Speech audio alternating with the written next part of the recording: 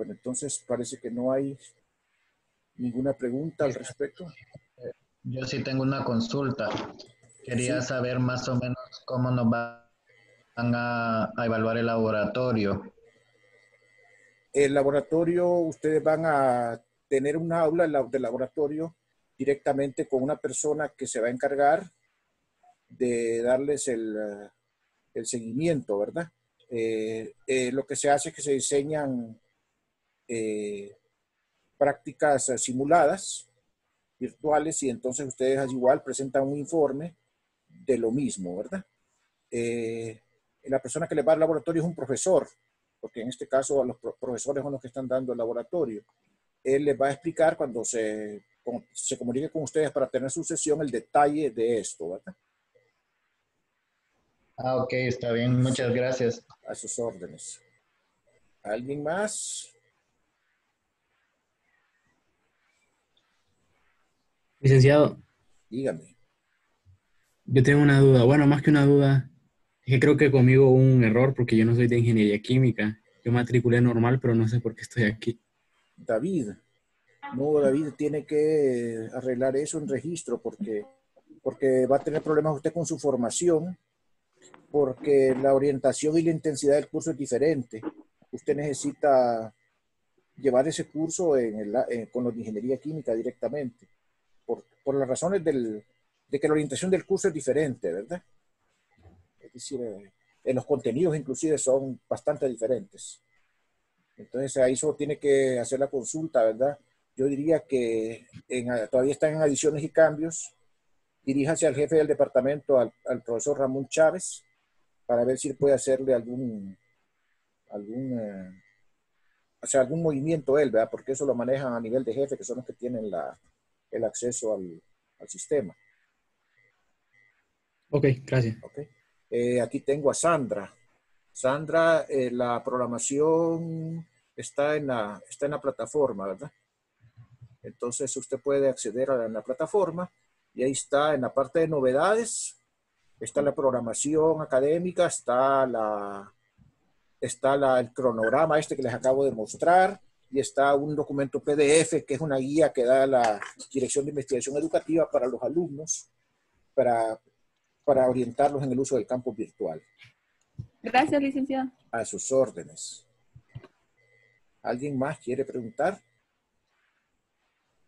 Muchachos, miren, el sistema, desgraciadamente, pues yo no tengo el plus, el sistema Premier que dan estos programas, ¿verdad? Que usted paga $14 y tiene tiempo ilimitado, todavía no he podido adquirirlo. Entonces, a los 40 minutos me van a cortar la comunicación.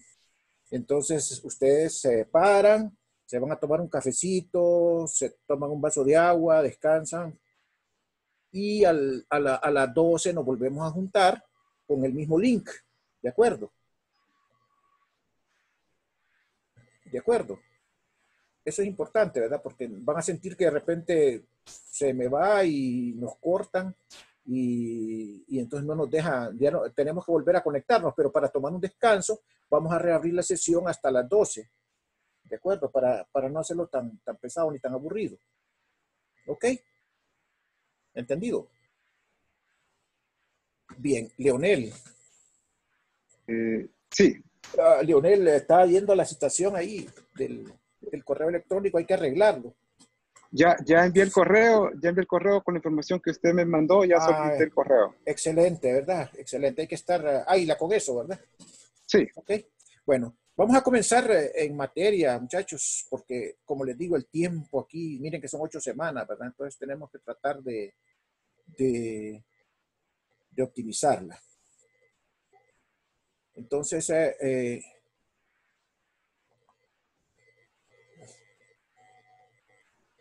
vamos a...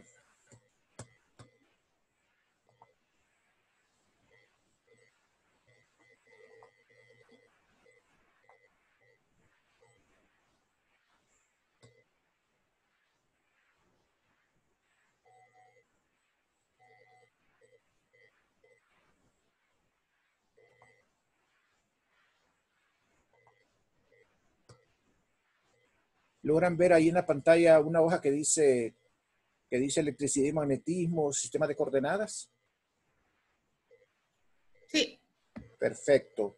Pues eso es lo primero que vamos a ver, ¿verdad? Lo que se llaman sistemas de coordenadas y cálculo vectorial.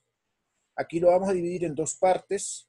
Una parte que vamos a hablar de, así rápidamente, de álgebra vectorial, y luego vamos a pasar a la parte de cálculo de vectores.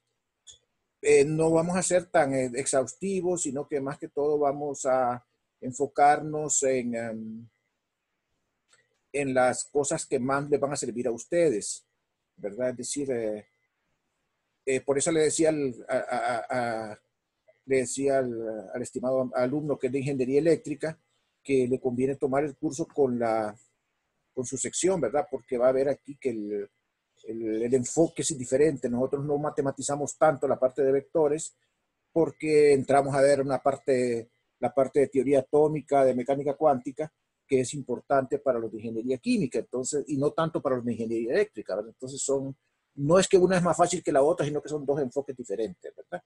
Y entonces, como uno quiere salir bien preparado en su área, debe tomar en la que le corresponde. Entonces, bueno, vamos a entrar aquí en lo de vectores. Ya a ustedes les es familiar lo de los vectores, ¿verdad?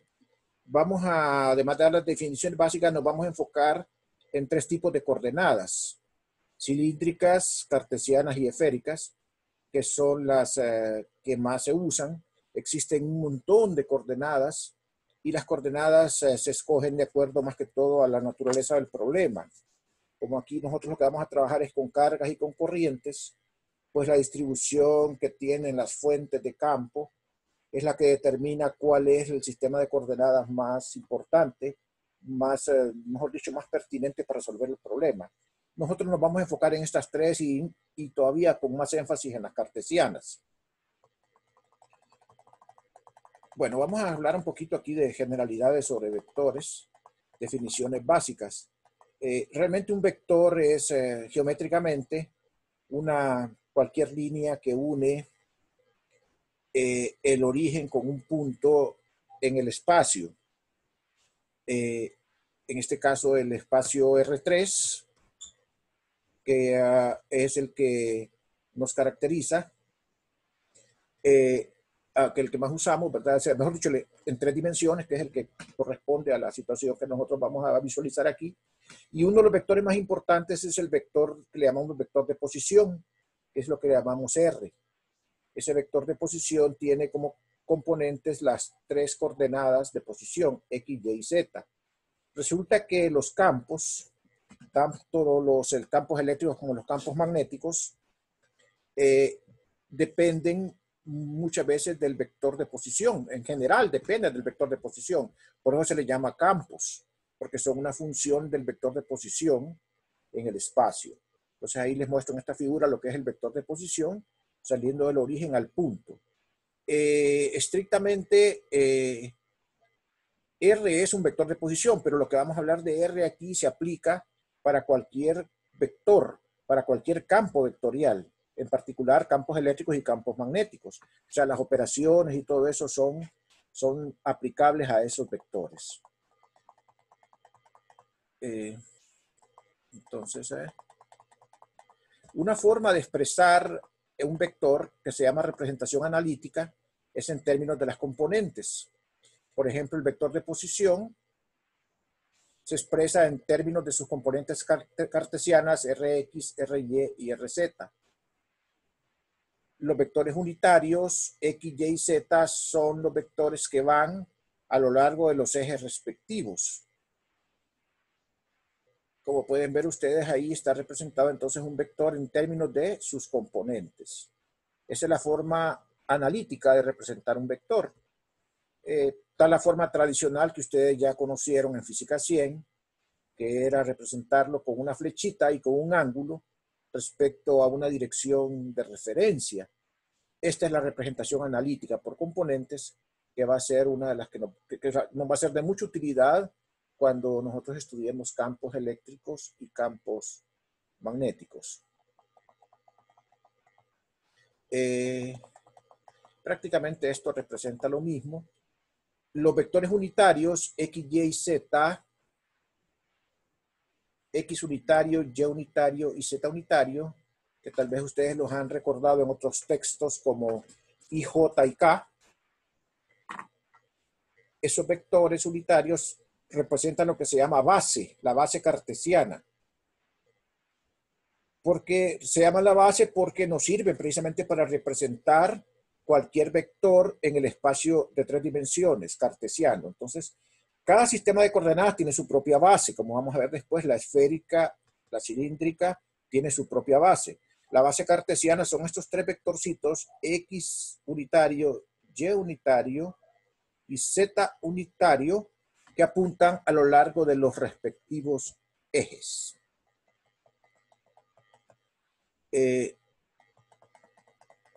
Geométricamente, como les decía, el vector se representa como una flecha.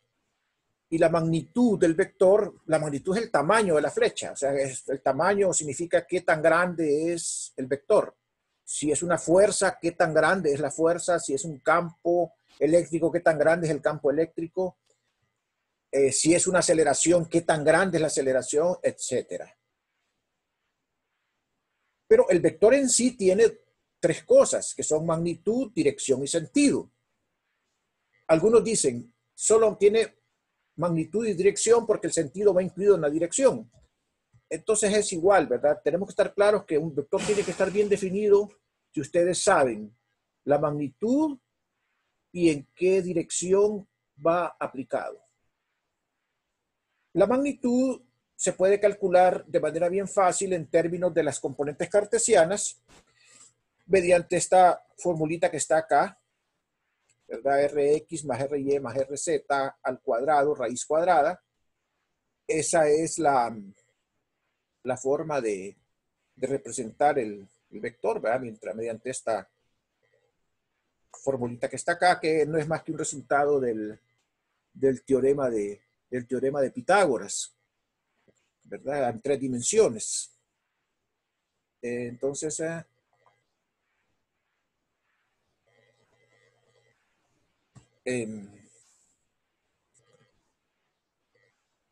para no confundirlo aquí con esto.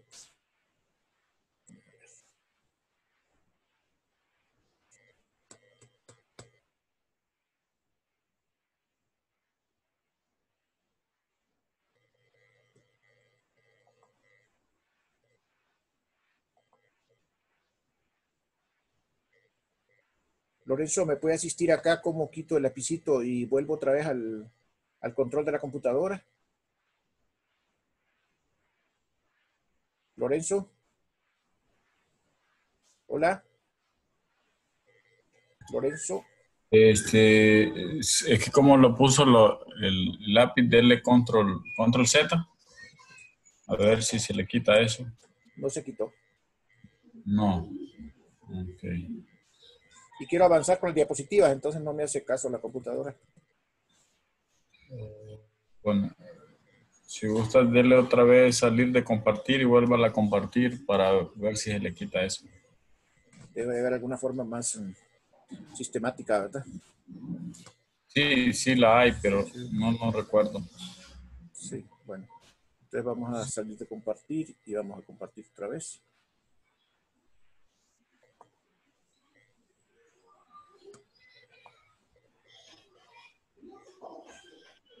Ya se quitó. Bueno, entonces, Sí. bueno, ahí aprendemos para la próxima vez, ¿verdad? Ok, entonces ahí está representada la magnitud del vector. Miren que es esa línea, ¿verdad? Que va a dar el origen al punto. Y ustedes pueden ver que es una representación del teorema de Pitágoras porque sería la diagonal de un paralelepípedo que de esquina a esquina. Sería la distancia que hay de, por ejemplo, de una caja de zapatos desde una esquina a la esquina diagonalmente opuesta. Eso sería la magnitud del vector de posición. Por eso es que va expresado como la raíz cuadrada de las 3 componentes al cuadrado. Recalco nuevamente que si no fuera posición, si fuera un vector cualquiera A, igual su magnitud sería la suma o sea, la raíz cuadrada de la suma de las 3 componentes elevadas al cuadrado. Ok. hay un vector importante que es el vector unitario. Al igual que los vectores de la base, que son unitarios, yo puedo construir un vector unitario a partir de cualquier vector. Simplemente un vector unitario es un vector que va en una dirección de un vector original, pero de magnitud 1. Entonces, ¿cómo construyo un vector unitario en cualquier dirección? Para construir un vector unitario en cualquier dirección, entonces ustedes lo que hacen es que toman el vector y lo dividen entre su magnitud. Entonces, eso es el vector unitario. Es decir, si fuera el vector, por ejemplo, R, sería el vector este que está aquí dividido entre su magnitud, y ustedes pueden chequear haciendo la operación que eso da exactamente 1, ¿verdad? El vector unitario. El vector unitario tiene que tener módulo 1 y tiene la dirección del vector en cuestión. En este caso, la dirección del vector en cuestión es la dirección del mismo vector R que está aquí. Esto que está pintado aquí en rojito, esa es la dirección del vector. Bien.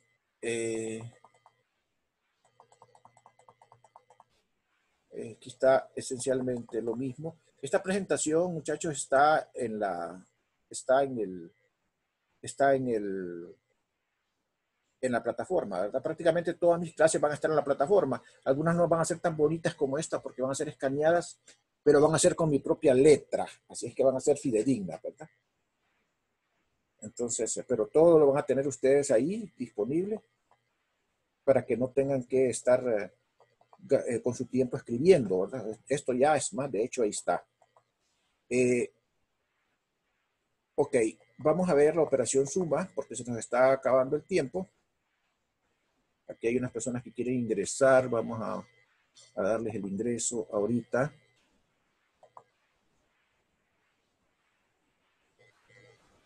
Están uniéndose.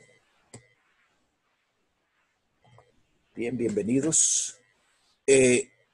La operación suma se puede hacer de manera geométrica, como la diagonal del paralelogramo o como con el método del triángulo. Pero aquí nos interesa más entrar en la forma analítica de hacerla. La forma analítica de hacer la suma es simplemente tomando las componentes de cada uno de los dos vectores, sumándolas y escribiendo los correspondientes vectores unitarios. Aquí, por ejemplo, sería las dos componentes X de los dos vectores, las dos componentes Y de los dos vectores y las dos componentes Z de los dos vectores. Y no debe olvidarse poner los vectores unitarios, porque esos vectores unitarios son los que nos dicen la característica vectorial que tiene precisamente la cantidad. Entonces la suma es muy fácil. La otra operación es el producto de un escalar por un vector. Es decir, si yo tengo un vector A, por ejemplo, caracterizado por las tres componentes, y lo multiplico por un escalar alfa, lo que hace el escalar alfa es que entra a multiplicar a cada una de las componentes. Es como una relación de proporcionalidad. Si ustedes tienen una flecha que es un vector y lo multiplican por alfa, sus tres componentes van a crecer en la misma proporción. O sea, es proporcional. Por eso es que se llama escalar, porque lo que hace es cambiar la escala, cambiar el tamaño nada más, la magnitud, ¿verdad? Entonces, por ejemplo, aquí se puede visualizar que ustedes tienen un vector acá como el R, que tiene magnitud de R acá, y ustedes lo multiplican por alfa, la magnitud se ve multiplicada alfa veces. En este caso, está representando una situación en la cual alfa es mayor que 1.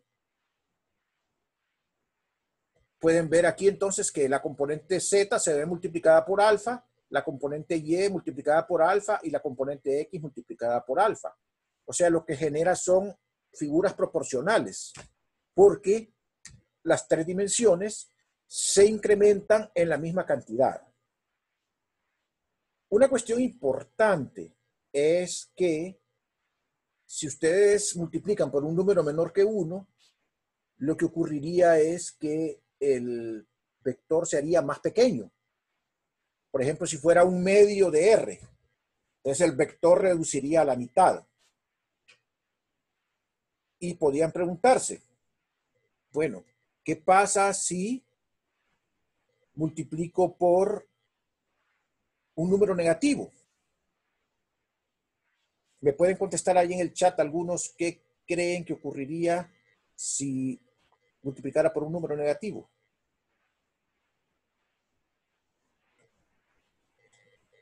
Quiero ver qué opinarían.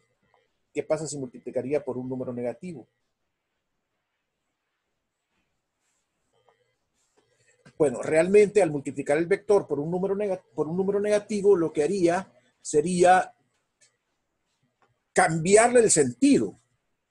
O sea que iría en la misma dirección, pero el sentido de la flecha sería inversa.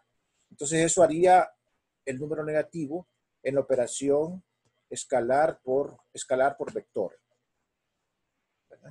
Entonces, pronto se nos va a acabar el tiempo, pero tenemos todavía un tiempito más.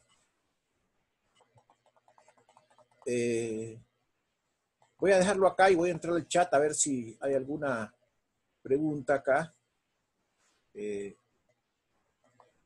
Acuérdense que nos quedamos ahí. Aparentemente, pues no tengo aquí preguntas en el chat, no tengo mensajes. Si hay alguien que quiere intervenir, puede levantar la mano y le doy la palabra.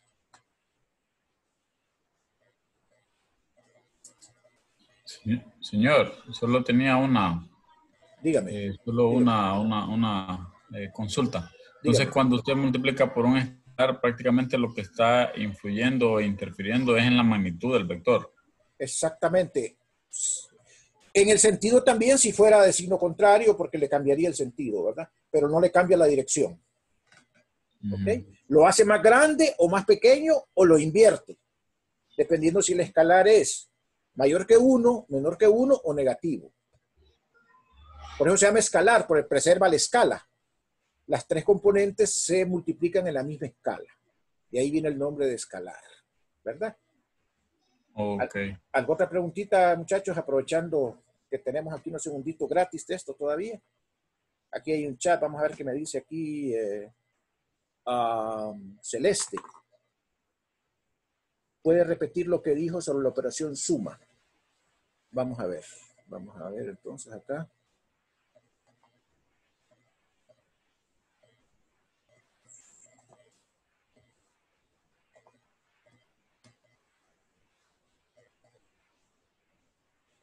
Aquí está la operación suma, Celeste.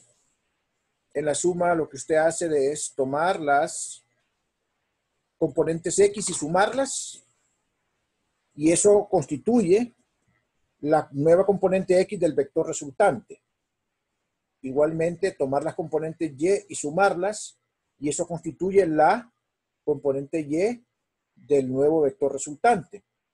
Y sumar las componentes Z de los vectores constituyentes, y eso constituye las componentes Z del vector resultante. No sé si está satisfecha su pregunta, Celeste. Puede contestarme aquí si quiere.